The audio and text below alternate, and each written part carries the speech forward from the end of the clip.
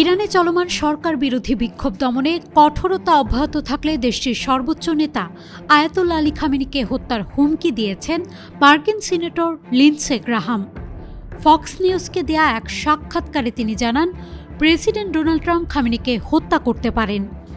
অর্থনৈতিক সংকট ও রিয়ালের দরপতনের জেরে ইরানে চলছে ব্যাপক বিক্ষোভ, যেখানে সংঘর্ষে প্রাণহানির খবরও পাওয়া যাচ্ছে।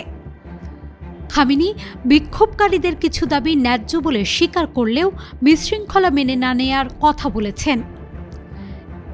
এদিকে ট্রাম্প হুঁশিয়ারি দিয়ে বলেছেন, তেহরান যদি বিক্ষোভকারীদের বিরুদ্ধে সহিংসতা চালায় তাহলে ওয়াশিংটন তাদের উদ্ধারে এগিয়ে যাবে। ট্রাম্পের ওই মন্তব্যে ইরানের শীর্ষ কর্মকর্তাদের মধ্যে সৃষ্টি হয়েছে তীব্র প্রতিক্রিয়া। News desk, Manabzamin.